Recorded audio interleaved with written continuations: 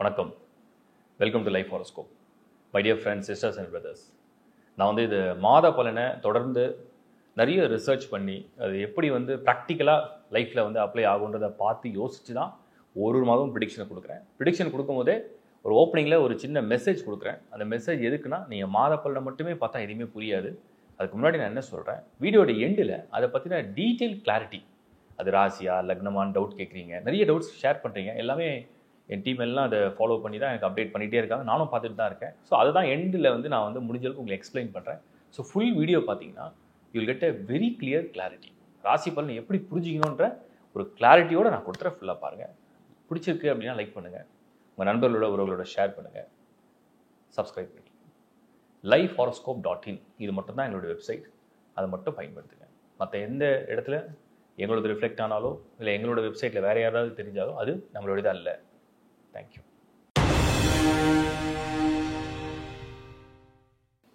கன்னிராசி. கன்னிராசி நீங்கள் குரு டிரான்ஸ்லேட்டுக்கு அப்புறமே ரொம்ப பாசிட்டிவாக நிறைய விஷயம் பேசியிருக்கேன். ஜூலை 2024 பொறுத்த வரைக்கும் உங்களுக்கு வந்து வெறும் இந்த மார்ச் செவ்வாய் மட்டும் தான் 8th ஹவுஸில். அது நகர்ந்துச்சுன்னா ப்ராப்ளம் எதுவும் கிடையாது. 13th ஆஃப் ஜூலை வந்து செவ்வாய் குருவோடு இணைகிறார். உங்களுடைய பாவ கிரகம்னு ஒன்று இருக்கு இல்லையா, அதாவது உங்களுக்கு கெட்டது, எதிர்ப்பு, பிரச்சனைகள், போராட்டங்கள்லாம் கொடுக்கறது, அது வந்து அந்த செவ்வாய் தான். அந்த செவ்வாய் வந்து உங்களுக்கு கரெக்டாக ஜூலை 13 வந்து நகர்ந்துட்டாருன்னா 8th ஹவுஸ் கிளியர். 6ல் சனி பலம் தான். கரியர் அண்ட் ப்ரொஃபஷனை பொறுத்த வரைக்கும் இது சரியான மந்த் ஜூலை. ஏன்னா உங்களுக்கு கரெக்டாக 10ல் சூரியன் இருக்கும், 10ல் சுக்ரன், அதுக்கடுத்து புதன் வந்து 11th ஹவுஸில். இதெல்லாம் என்ன ஆக்டிவேஷன் அப்படின்னு பார்த்தீங்கன்னா, luck and fortune, opportunity, money, wealth, job, new opportunity, investment, business, இது எல்லாத்துக்குமே நல்ல குட் சக்ஸஸ் கொடுக்கும். ஒரு மாதிரி ஒரு சிலருக்கு ட்ரையாக டல்லாக போயிருந்த பீரியட்லாம் அப்படியே சேஞ்ச் பண்ணும். அந்த மாதிரி ஒரு சூப்பர் ஆக்டிவேஷன் அது. ஸோ ஜூலையை வந்து நீங்கள் சரியாக சொல்லணும்னா யூஸ் பண்ணிக்கலாம், பயன்படுத்திக்கலாம்.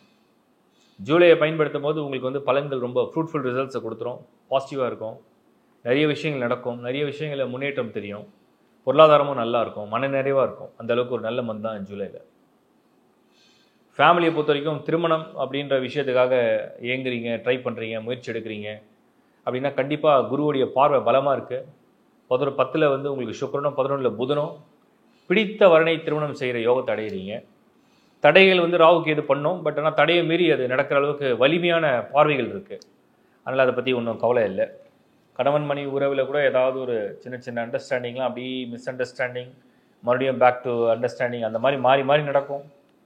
சீரியஸாக இதை எடுத்துகிட்டு போயிடாதீங்க. ஏன்னா அடுத்த அஷ்டம சனிலாம் உங்களுக்கு வரும், கண்ட சனி, அஷ்டம சனிலாம் வரப்போகுது. ஸோ எதையுமே சீரியஸாக எடுத்துக்காமல் அப்படி ஜஸ்ட் லைக் தட்டாக கடந்து போயிடுங்க. பிரச்சனை எதுவும் பெருசாக ஹைலைட் ஆகாது. அதுக்கடுத்து வந்து நம்ம வந்து பார்க்குறது என்ன, ரிலேஷன்ஷிப்பில் இருந்தீங்கன்னா இந்த டைமில் கல்யாணத்துக்கு ஏற்பாடு பண்ணலாமா, அதை முயற்சி செய்யலாமா, இட்ஸ் அ குட் டைம். ஆப்பர்ச்சுனிட்டியை பயன்படுத்திங்க. ஏன்னா இந்த ஜூலை விட்டிங்கன்னா ஆகஸ்ட்லாம் ரொம்ப ஆவரேஜாக இருக்கும், மறுபடியும் செப்டம்பர் அக்டோபர் ஆகிடும். So July is a good time. அடுத்தது வந்து கன்னியை பொறுத்த வரைக்கும் ஸ்டூடெண்ட்ஸ், அருமையான மாதம் ஸ்டூடெண்ட்ஸ்க்கு. பிளான் பண்ணபடி நீங்கள் வந்து உங்கள் ரிசல்ட் நீங்கள் எதிர்பார்க்கலாம். நீங்கள் உண்மையிலே சின்சியராக நல்ல well planned and well prepared அப்படி இருந்து நீங்கள் வந்து ஒரு விஷயத்தை அட்டன் பண்ணுறீங்கன்னா definitely you can expect a good result. பக்காவாக அது நடக்கக்கூடிய வாய்ப்பு இருக்குது. உங்களுக்கு எல்லா பிளான்ட்டுமே உங்களுக்கு mind, focus, concentration, luck, intellectual thinking எல்லாமே பண்ணி கொடுத்துரும். ரொம்ப பாசிட்டிவாக இருக்குது. அடுத்து நம்ம பார்க்குறது வந்து பெண்கள். குடும்பம் வந்து உங்களுக்கு வந்து ஸ்தானத்தில் எந்த தோஷமும் இப்போ கிடையாது. செவ்வாய் பார்த்துருந்தா அவர் விலகிறார். குருவுடைய பார்வை உங்கள் ராசி மேலே உங்கள் மனசை வந்து எப்போவுமே ஃப்ரெஷ்அப் பண்ணுது.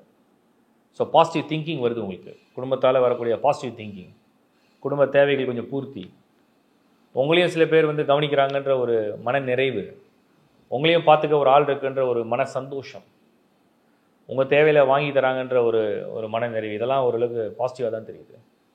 ஸோ அது ஒரு நல்ல விஷயமாக நான் பார்க்குறேன்.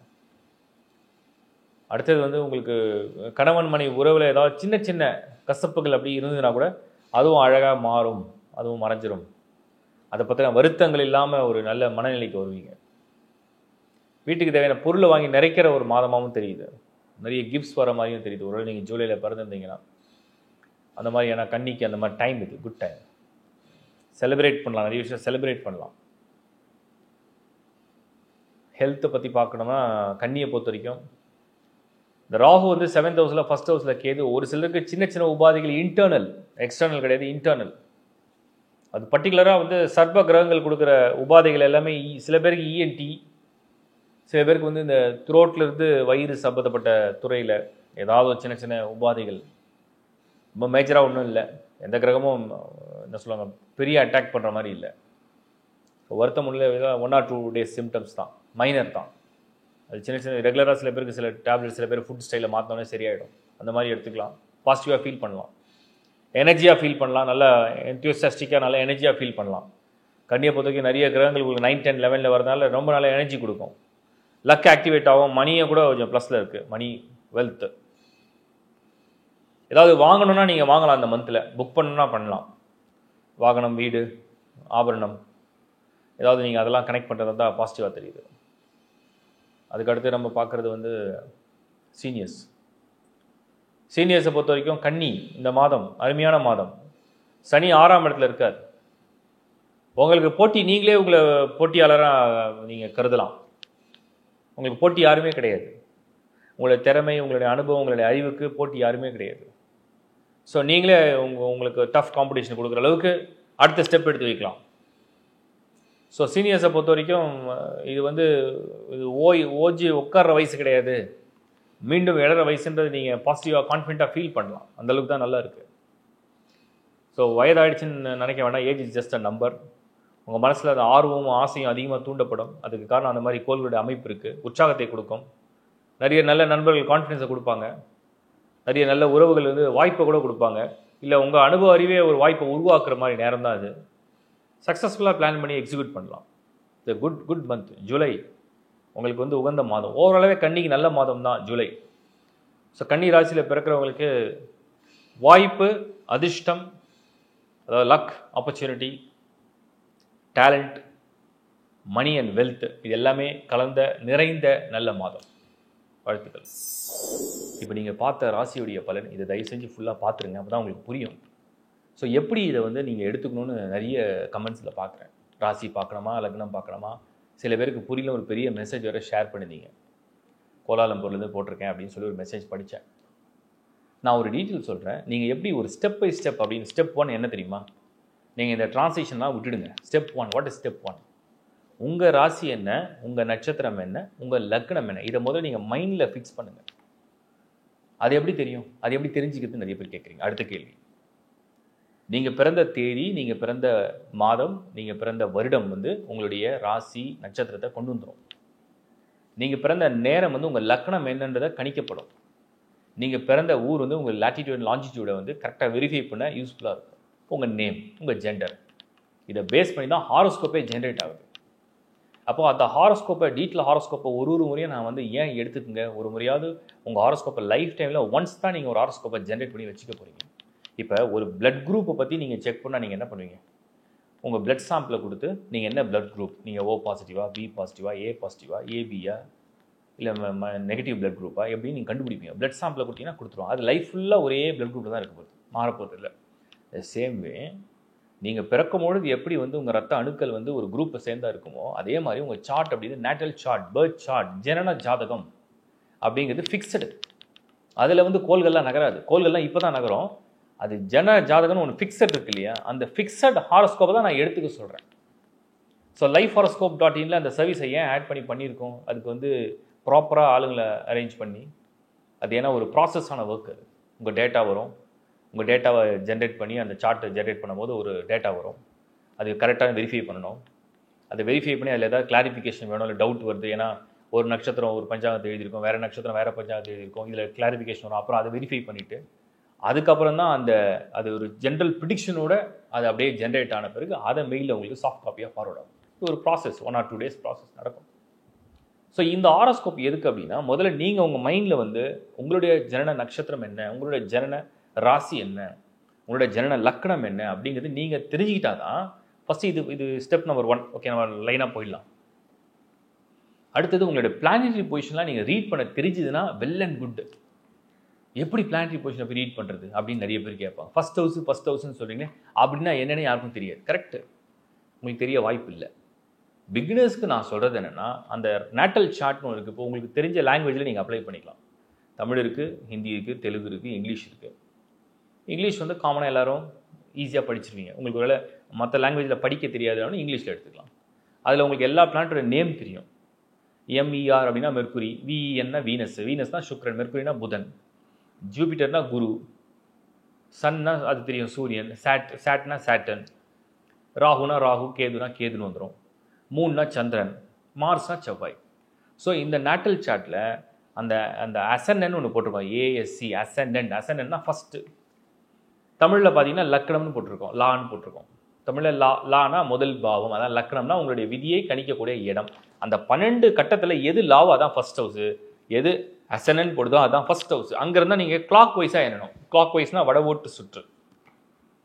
ஸோ அங்கேருந்து எண்ணும் போது எந்தெந்த ஹவுஸில் உங்கள் பிளானட்ஸ்லாம் ஃபில் ஆகிருக்கு, ஃபர்ஸ்ட் ஹவுஸ்லேயே ஃபில் ஆயிருக்கா, செகண்ட் ஹவுஸில் ஃபில் ஆயிருக்கா, தேர்ட் ஹவுஸில் ஃபில் ஆயிருக்கா, 4, 5, 6, 7, 8, 9, 10, 11, 12. அதில் யோகஸ்தானங்கள்லாம் நான் எக்ஸ்பிளைன் பண்ணியிருக்கேன். அதுதான் லேர்ன் ஆஸ்ட்ரோ அப்படிங்கிற டைட்டிலில் வீடியோஸை கொடுத்துருக்கேன். நீங்கள் அதை கீ பண்ணாலே, யூடியூப்பில் கீ பண்ணாலே வந்துடும். லேர்ன் ஆஸ்ட்ரோ ராசி சைன் அப்படின்னு போட்டால் எந்த வந்துடும். ஸோ அந்த மாதிரி நிறைய லேர்ன் ஆஸ்ட்ரோவில் பண்ணிப்போம். அதை நீங்கள் பார்க்கும்போது உங்களுக்கு பிளானட்ஸ்லாம் எந்தெந்த ஹவுஸில் ஃபில் ஆகிருக்கு அப்படிங்கிறது உங்களுக்கு தெரிய வரும். இப்போது நீங்கள் செய்ய வேண்டியது உங்கள் ஸ்டாரு, உங்கள் ராசி, உங்கள் லக்னம் மைண்டில் ஃபிக்ஸ் பண்ணுறீங்க. என்ன மாதிரி பிளானட்டரி பொசிஷன் எந்தெந்த ஹவுஸில் ஃபில் ஆயிருக்கு, அது மேஷமில் இருக்கா, ரிஷபமில் இருக்கா, மிதுனமில் இருக்கா. நீங்கள் உங்கள் ராசி எது வேணா இருக்கலாம், பட் பிளானட்ஸ் தான் எந்தெந்த ஹவுஸில் ஃபில் ஆயிருக்கு அதை தெரிஞ்சுக்கிட்டிங்கன்னா, இப்போ இந்த டிரான்ஸ்லேஷன் நடக்குது, நான் ப்ரிடிக்ஷனாக கொடுக்குறேன் இல்லையா, இந்த டிரான்ஸ்லேஷன் எந்தெந்த ஹவுஸில் ஒரு வாட்டியும் மென்ஷன் பண்ணுறேன் இல்லையா, அதை நீங்கள் அப்படியே சூப்பர் இம்போஸ் பண்ணலாம். இது உங்கள் பர்த் சார்ட் அப்படின்னா, இந்த பர்த் சார்ட்டில் உங்களுக்கு பிளானட்டரி பொசிஷன்லாம் எங்கே இருக்கோ அது மேலே இப்போ கரண்ட் டிரான்ஸ்லேஷன் அப்படி வச்சிங்கன்னா, ஏதாவது ஒரு பிளானட் மேலே இன்னொரு பிளானட் வருதா, இல்லை எம்டி ஹவுஸில் போய் ஃபில் ஆகுதான்னு பார்த்தீங்கன்னா அதுதான் ப்ரிடிக்ஷன். அப்படி தான் ப்ரிடிக்ஷன். அது வந்து உடனே ராசிக்கா லக்னத்துக்கா, லக்னம் நான் ஏற்கனவே சொல்லிட்டேன், லக்னம் என்பது உங்கள் விதி.